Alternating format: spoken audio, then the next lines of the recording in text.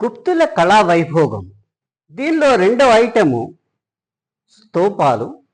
మొదటి పార్ట్ గురించి మనం చూద్దాం. ఈ స్తూపాల యొక్క నిర్మాణము ఏ విధంగా మొదలైంది అంటే, ఆయా ప్రదేశాలలో ఊళ్ళలో ఉండేటటువంటి కొంతమంది వ్యక్తులు ఆ ఊరికి చేసినటువంటి సేవలకు గాను, లేదా వారు ఆ ఊరిలో ఉండి వారు నిర్మించినటువంటి విధానాలకు గాను ప్రముఖమైనటువంటి వ్యక్తులుగా గుర్తించిపోతారు. వారు మృతి చెందిన తర్వాత వారి యొక్క సమాధులపై మట్టి నిర్మాణంతో ఉండేటటువంటి కొన్ని మౌంట్స్, నిర్మాణంతో ఏర్పాటు చేసినటువంటి కొన్ని ఎత్తైనటువంటి సమాధులుగా వాటిని నిర్మించడం మొదలుపెట్టారు.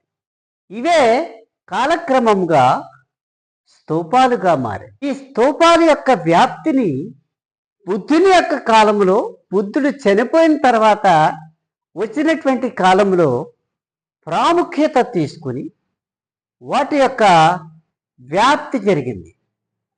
ఏ విధంగా వ్యాప్తి జరిగింది అని అంటే, అశోకుని కాలంలో బుద్ధుని యొక్క అవశేషాలు సేకరించి, అంటే బుద్ధుని సమాధిలో ఉండేటటువంటి అవశేషాలని సేకరించి, ఆ అవశేషాలన్నింటినీ కూడా విభజించి దేశంలో ఉండేటటువంటి అనేక ప్రదేశాలకు పంపించి, అలాగే వివిధ దేశాలలో ఉండేటటువంటి అనేక ప్రదేశాలకు పంపించి, అక్కడ బుద్ధుని యొక్క సమాధి నిర్మించి ఆ నిర్మాణంపై స్తూపాలు నిర్మించడం అనేటువంటిది బుద్ధుని యొక్క కాలం, బుద్ధుని జ్ఞాపకార్థము అశోకుడు నిర్మించినటువంటి స్తూపాలు.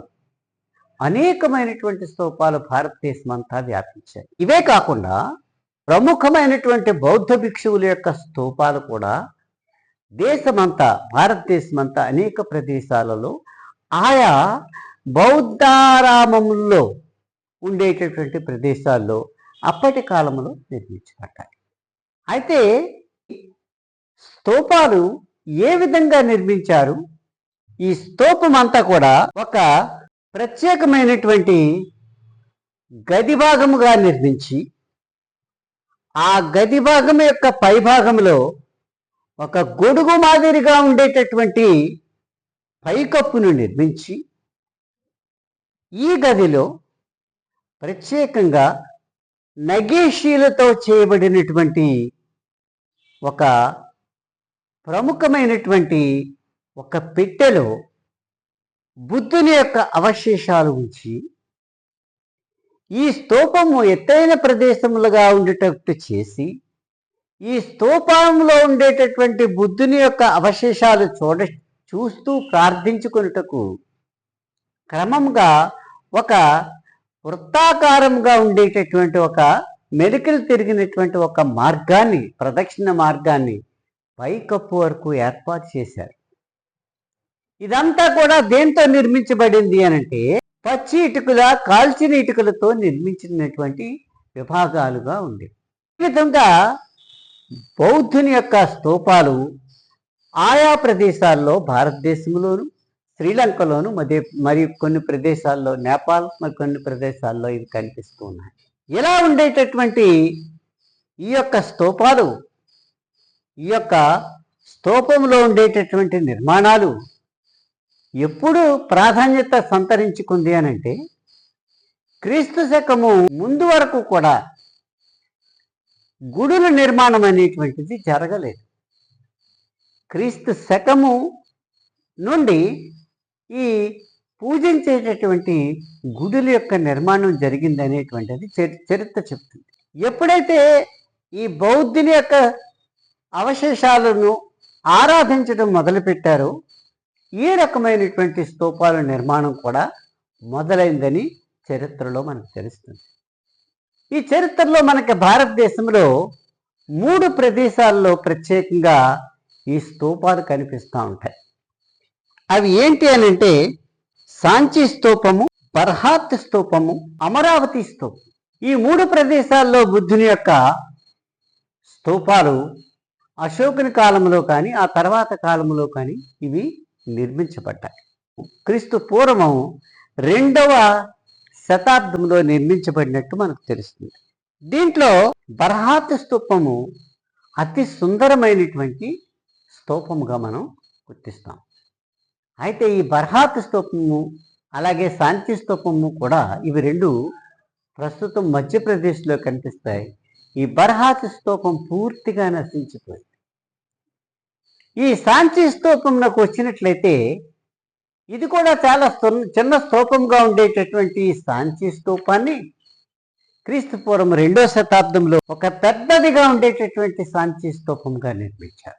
పైకప్పు యొక్క డయామీటరు 120 అడుగుల డయామీటర్ ఉండేటటువంటి గొడుగు మాదిరిగా ఉండేటటువంటి స్తూప పైభాగాన్ని నిర్మించారు.